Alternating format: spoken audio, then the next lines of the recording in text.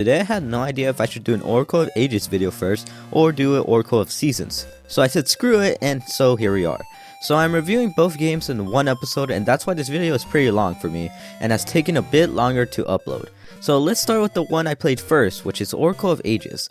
That's right, I played Oracle of Ages first. While most people played Oracle of Seasons first, I played Oracle of Ages first. So Oracle of Ages is actually my favorite game out of the two. This game is a puzzle focused while Seasons is more action focused, and I like that. It makes dungeons more interesting for me, and one bad thing I could say about this game is that sometimes it's too damn hard. There are some puzzles that take forever to finish, and if you screw up one time, then you're pretty much done, and you have to start over. I started Oracle of Ages because I had time travel in it, and I thought that was cool. So the main lady in this game is called Nehru, the Oracle of Time, and it's set in a place called Labrana. And Link washed over to this place after going on his boat in Link's Awakening, which makes sense. Once Link gets there, a sorcerer named Varen possesses Nehru, travels back to the past, and shapes the future how she wants. What you have to do is fix everything Varen did while trying to save Nehru in the normal Legend of Zelda fashion. Although you do time travel to the past in this one. Varen, although, is a pretty lame villain. She does manage to do what she wants, but she is a very vanilla villain. In this game, you actually get an animal friend, Moosh, who is an adorable bear with wings. After this, you get another animal friend named Ricky, who's okay but not as nice as Moosh.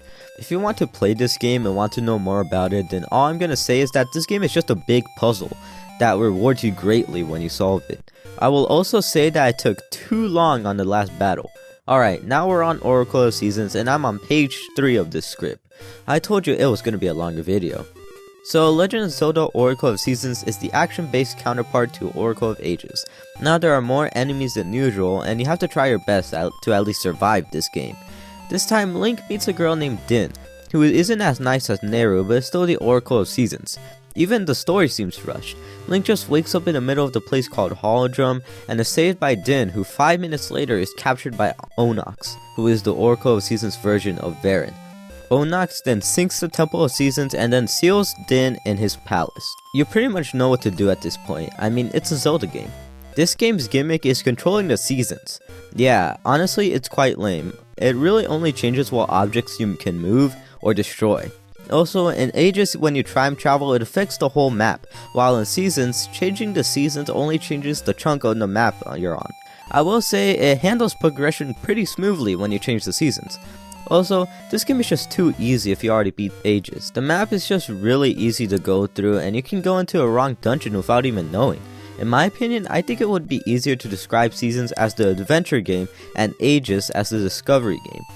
The boss battle of this game is of course Onox, but the interesting part is that he turns into a dragon once you defeat him. And man, does this boss battle take forever to beat. It's not hard, it's just very long. So after beating these two games, I will say that they complement each other very well, and work very well when linked. When you beat one game, it will give you a passcode that you can put into the other. Since I started with Ages, I had to put my passcode in Seasons, and it gave me 4 heart containers, a sword, and I was able to begin to go into the dungeons from the get-go.